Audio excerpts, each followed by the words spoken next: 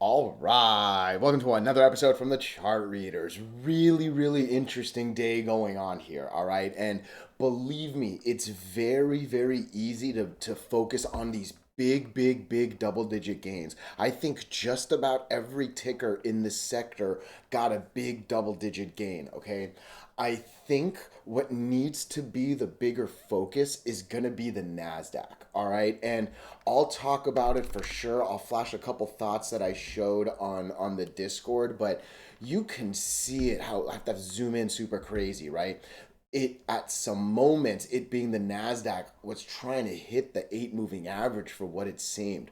All of a sudden, you can see it in the box over there. The average 20, that orange line right there, says 19,580 and change. We closed at 19,579 and change. I know it was by pennies, but we did not get over the 20 moving average. What went from we were about to destroy it and maybe hit the 8 turns into a close under it. That's a lot. And again, I see the big 1% day. I see the big candle. And I think that's why we got the residual love in the tech sector, right? But the real question is going to be, is the NASDAQ going to recover? All right. Look, on my last video, I thought we were going to come down to around 19,000. I'm not pretending I didn't say that. And I'm always here to say my mistakes more than my brag about the correct ones, right? So I still think this is really 50-50. And I know it sounds really crazy to say that given how good that candle looks and everything. But yeah, I think failing the 20 the way it did, that scares me. All right. And I always talk about 50% candle and a couple other things. And yeah, there's a lot of good that could be seen from this. All right. But again, when I look at the tickers, right, when I see that 25% on Regati, QMCO, another big 26% right there, right? When I look at QUBT, big 16% day, right? I mean, these are monster IONQ 17%. These are monster double digits, right? I think QBTS might have been one of the lower ones. Yeah, 4 or 5%. Look, even that's not a bad number for a day, right? But if I have the time, I'll throw in ARQQQ again, another big double digit, and look how strong that candle is. Generally I love it when there's no wick, when the high of the day is near the close of the day. QSI is another one, right? Yeah, QSI is now at the 200. Again, there's a bunch I'd love to talk about. We'll see what time looks like, all right? I get it's easy to get excited. I'm actually more worried than I am excited. I really am. And it does all go back to the NASDAQ. Like I said, I'll talk about shortly. All right. So before we do go any further, though, and I give you more of my thoughts and opinions, what are we going to do? Same thing we always do, right? We'll take a look at the daily and the weekly to see how these things are setting up short term. We have our 5 moving averages. There are horizontal support and resistance lines that I do draw manually myself. And then when we are done up here, we'll use the MACD, RSI, and volume as our lower indicators. Hey, really quickly, if you can, please subscribe to this channel. Share this video online with your friends. Comment good or bad if you disagree. Look, anything you can do helps so much with these YouTube algorithms. But for real, just being here, giving me your time, oh, I'm so grateful for it, all right? So, look, believe me when I say I get more views and subscribers and things look better when I'm wildly bullish. All right, it's any sector, any ticker. It is a simple fact that I've known very early on in this chart reader's lifespan. I'm not here to do that. I'm not here to get excited when it doesn't warrant it. One of the hardest things I've learned it's not even that long of a technical career, right? But one of the hardest things is to control up and down. All right. It's really easy to super freak out on a scary red candle down. And it's just as easy to get super wildly hyped on a big green up. And I think both are actually really deadly and both are really bad for your accounts. It is really hard to look at. Literally, I started the opening thoughts just in case you fast forward it. 25% here on Regati. QMCO, a bigger day with a 26% day, right? QUBT, we're in the high teens right there at 16. IONQ, and even higher teens at the 17s right there. ARQQ, whoa, that was a weird one happened down there. But regardless, 13% with a big close of the high of the day, basically. Like, these are all, even QBTS, D wave, right? You can call this the lowest one, but hey, oh, that's weird. It's at 4% at one point. Again, sometimes it does some funky catch ups, right? But at end of the day, the sector did well, right? And I think it would be really easy to make hype videos and this and that. Look, I think what matters now is the NASDAQ, all right? And hey, feel free to pause this if you really want to read the whole thing. We talked about it. Look, what about the recovery on the quant sector, right? So right now we were looking at the indices, and again, this was at 10 a.m. my time. This was still really early in the day. And when we look at NASDAQ, right, I'm on the west coast, right, 10, 11, 12 at 1 o'clock, right? So let's go right here. We'll see it on the 15. At 1 o'clock, we were still climbing. It really starts to go down a little bit after these comments right here. All right. When NASDAQ's good, so will tech stocks. The question is this real? All right, look, I love kitties. One of my cats actually just passed away, so like there is no stock saying I hate more than this one. But hey, I'm not here to argue with prices. I'm not here to argue with sayings. There was a real good image. Not yet. Sorry. I hate scrolling. Look, there's something called a dead cat bounce, all right? And just imagine you're dropping a ball from the top, right? When you drop it, it bounces. It looks like there's life because all of a sudden it bounced and oh my gosh, no. End of the day, it's a dead cat, right? Again, I hate that saying. It's just a little ball and it goes back down because it wasn't real, okay? And again, that's what I don't know. There was a post from someone named, I think, Tommy Lee. I don't really know the dude, but a lot of people in the Discord seem to like the guy. It sounds like yesterday the man said, "Hey, bring a truck and start loading. Don't get scared of this Powell drop, right?" And that's what we're trying to figure out. Which one is it? What's real, right? Is it a dead cat bounce?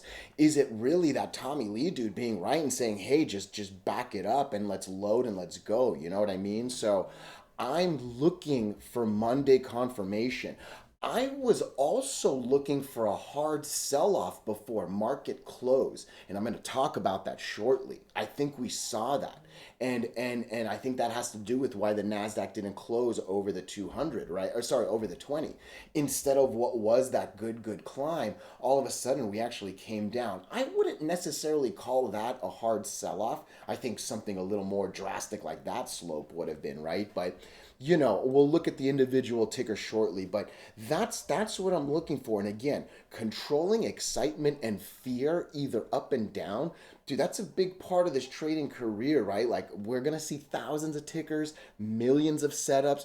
You can skip them all. You can just wait and then crush it when it comes. And then I gave a little rah rah right there, right? But look, I'm still hesitant. I am. I think we need to see what Monday does. Legitimately, even though I see this big everything, I still think we're coming down here. I do. The one technical justification is the Dow Jones, all right? The Dow Jones has been dying. Okay, the Dow Jones went from a really high 76 RSI all the way down to a ridiculous 10 RSI. This is the Dow Jones Industrial. This ain't some random little weed stock. You know what I mean? So for it to come down to a crazy 10 RSI right at a very strong moving average, it makes sense that it might recover. Okay, and maybe if this can recover a little bit, maybe it'll help the Dow Jones. The NASDAQ. End of the day, all right, NASDAQ's going to either do one of two things. It's either going to get back over the 8 moving average and make me believe it's either going to get over 19,860, or we're going to lose 19,350, 360, 370, something around there. Let's call it 19,400. If we lose 19,400, I think there's a real good shot that that's going to be what drops us down there. All right. So I don't know if you watched my cooler videos or not. There are moments that I know are 50-50. I am too dumb. I have no crystal ball. I am not a fortune teller. I'm no guru. I know the 50-50 moments and I wait to see what happens and I either ride the wave up or I avoid the avalanche down. One of the two. You know what I mean? So I think that right there is what I'm taking into far more consideration than the individual day that we saw on these. Okay, so I think I'm actually going to chapter it right here. I think 1045 is a real cool place. Now we'll get into the technicals of each. All right, so look. You know, I say it all the time. If you can hold the 8 moving average, if you can close over the 8 moving average, over the 8 moving average is a good thing. We for sure closed over the 8 moving average. Yesterday for sure was just a single candle that we can't get too overly scared about, and today for sure didn't confirm. All right, those are baseline things that you hear me say on every single video, and it's really difficult for me to really say I still don't trust this right now. I might be completely wrong. Let me know if you disagree. The one cool thing about I don't know if it was yesterday, maybe the day before, the last quantum video, there were a couple people in the comments talking about a new Rigotti. I don't know if it's a chip, I don't know if it's a processor, I don't know if it's a new supercomputer, but they seemingly have something that's supposed to be coming out that seemed to at least impress a few people that I can tell knew more fundamental info than I did. All right. So, I'm not here. I know nothing about all of these stocks are nothing more than 4 random letters to me. All right. Do I think quantum computing is going to be a big thing in the future? For sure. Anything science, I like anything that's smarter than my dumbness is going to be a good thing. You know what I mean? Like, I always believe in tech. I always believe in tech science and medical tech and stuff like that. Thing is, it takes a long time for things to get adopted. You never know when the next what if chart readers all of a sudden, maybe some engineer dude is like, hey man, let's build a supercomputer, and I throw this whole thing away, we start a new quantum company, and boom, we're the next. You never know, and that was a real dumb analogy, right? But you never know when the next big company is going to come and disrupt what we see here, right? But nonetheless, on the technical side, all right, there's a couple things that could be said on the positive. We went from a 91 RSI right back to a very healthy 65, right on up to the 69 that we see today. Maybe that's going to be enough to take us back over. We're still living at 200 million shares per day on Rigotti. That's monster. We're destroying the 50-day line, and MACD is still positive, right? Not as much divergence going on, but I would at least say it's parallel. It's not like it seems like it's going down like this. That's parallel to me, and I think parallel is better than down, right? So, RSI, obviously I see the red over green. I wanted to look green over red just like the MACD, but end of the day, there is more good on this technical daily. When I look on the technical weekly, again, there's actually still a decent amount of good. I think this 97 RSI on the weekly is a lot harder to swallow now. Okay? I've been extremely lenient on my RSI limits. I think I gotta respect it. And again, I still might be wrong. I might be wrong, right? But I'm not trusting the NASDAQ just yet. I'm a little worried about this RSI actually kind of seeming like it wants to come down. I'm a little worried that this was just a dead cat bounce and we might be coming on down, right? I'm a little worried that the Dow Jones, as nice as this daily is kind of looking, like I mentioned, right? The weekly's still not pretty. The weekly actually has me wondering if we're going to keep dropping on the Dow, and again, if that's going to carry the NASDAQ and the S&P 500 with it. I haven't even flashed the S&P 500 yet, right? So again, things are looking a little worrisome across those other two. And as nice as NASDAQ looks, I think I'm more focused on that than Regati itself, and so on and so forth. And really, with that, it echoes the exact same thought. So look, what am I looking for? Let's just if this can break 10, I think I would want this golden line to break. For some people that might be a little bit too low. I don't know if that's about a 5% move, right? It's about 40, 50 cents, about 90 cents is 10%, right? But yeah, for me, I would want it to break 10.20, and then I'd start to believe Regati will go. I would be very, very worried if this falls below 840. I think 840 is a pretty scary line, and from there you can see I'm already thinking 7, let alone losing the 8 and coming down all the way to the 20. Okay, green, green, green does become red, red, red. All right, I'm here hunting red, red, red to green, green, green, but you gotta believe it comes from something, right? They don't just magically form. This elevator up will be an elevator down if the NASDAQ goes down. All right, it's all about NASDAQ. There is still a little bit of a Powell worry going on right now. All right, QMCO. Okay, what am I basically looking for? Sorry, I took a silence to look and think. So we closed at 46. I think I'd want to get over the open of that. I think that 55 is a little too high to wait for. What did we open here at? 48. I think if this can get over 48 bucks on Monday, I think the next place it would want to go is 55. That's my danger line. I would be really scared to lose 39.40. That's also 50% of today's candle, let alone roughly this one. That's kind of a little bit of a, maybe it is actually, but whatever. I would be afraid of losing that line. I don't want to lose that line because if you lose that, you're probably going to come down to the 8 moving average around 31. Okay. I would say the one nice thing with QMCO is the 8 and the 20 aren't crazy low from each other. But again, we're up here, right? So even coming to the 8 would be kind of a rough thing, right? But yeah, break 48, I think it'll come to 55. If not, maybe even come all the way to the top of that candle at 60 right there, right? I know there was really good news with this one, but believe me, the index matters more than the news of a ticker. At least that's an opinion. That's not a fact, right? But that's a heavy opinion on my side for sure, right there. QUBT. Let's do this real quick. That's our line right there. I got to break into that one. 1950.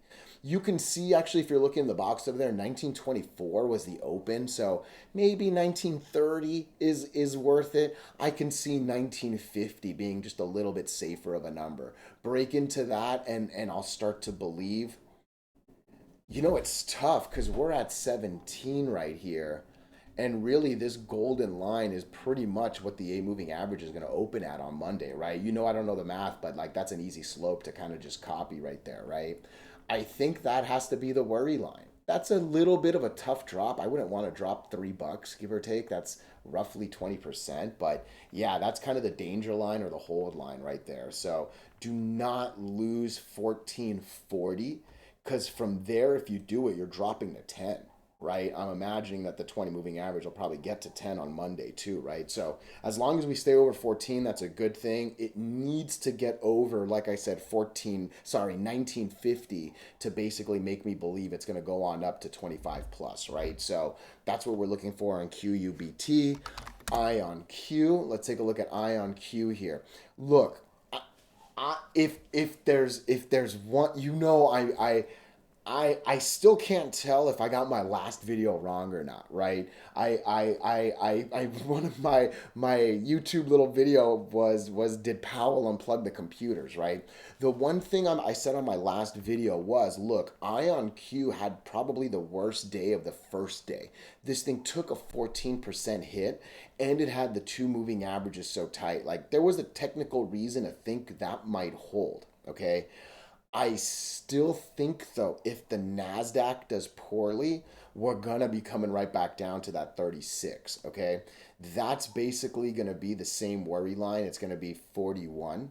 Maybe it's the top of this around 42, but I think I would take that 40, 41, 41. I think 41 is the number. If we lose 41, it's going to be a quick fall down to probably 38. That's not horrible actually comparative to the other ones. The one good thing comparative with IONQ to the rest is how close and tight the where it would get very scary is losing 34.70, 34.50. But that's so far from where we're at, and there's actually a decent amount of support above that. Like, that gives us a little bit of pressure. But believe me, if NASDAQ does follow where Dow Jones seems to be, and so on, and might continue, those two will quickly get lost, right? But yeah, I think, like I said, that's the one advantage here is just that little extra technical support. Did I give my numbers? This is all-time highs. There's no other candle above that, if I'm not mistaken, right? Yeah, for sure. So look, all this thing has to do is get over today's open. Sorry, today's close.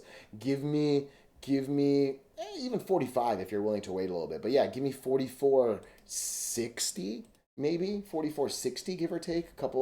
Couple pennies, couple dimes above where we closed today, and yeah, all-time highs is a beautiful place. Again, look, I see decent lower MACDs and RSIs. I feel like I haven't even mentioned them that much on this run. I see QMCO with a good MACD and a good RSI, right? I see QUBT with a decent MACD and a decent RSI, and they both had nice volumes the last two, right? IONQ is the one I see it all. I think none of this down here matters, and I'm barely giving much respect to the stuff up here. It's all about NASDAQ, right? That is the underlying theme across these, all right? QBTS, I think this is going to be the last one. This one's a little bit worrisome right here, right? What looked like a better day, all of a sudden it's kind of just barely trying to hold on to the 8, right? But hey, end of the day, over the 8's better than under the 8, right? So it's one of those things. And really, this one you can somewhat argue that it has the same IONQ support. The distance between the 8 and the 20 isn't crazy. And hey, I wouldn't want to fall from 6 something to below 5, right? Don't get me wrong, that's horrible. But hey, it's better than that fall right there, and we see some of them where the 8 and the 20 look like this spacing as opposed to that smaller spacing, right? That said, for QBTS, get me back over 713. If you can break that, it's going to be basically a little difficult to get over, to stop it from getting to 10, right? Green, red. That would be a nice green right there. Otherwise, oh man, I think 615. I think if we lose 615, that's where I'm going to start worrying about this 560. If we lose 560, we're coming down to the 20 moving average around 460 right there. Cool. 22. That's not a bad place to. Oh, let's do ARQQ. I wanted to ARQQ. Let me at least just look at this real quick. Again, look, that's a good candle right there, right? When you look at it, the high of the day was only 10 cents below the close of the day. The smallest of the wicks, upper wicks at least, on any of these, okay? Normally, I would love the strength of this candle. I would, especially when you're breaking the 50-day line by that much on the volume, right? I mean, you know, any other day, if you watch my videos, this would get me excited. I don't think I can get excited for this until it gets over 33. Maybe you can make the argument for that 31.75 line, but hey, maybe if you just wait for 33, that's not bad, and the next stop would basically be that 37 line that you see there, right? But watch the NASDAQ. That was the theme on my last video. That's the theme on this video. I hate the phrase dead cat bounce, but again, it's an important stock phrase for a reason, all right? Let me know your thoughts. Let me know your opinions, even if you disagree. Oh, I appreciate you so much.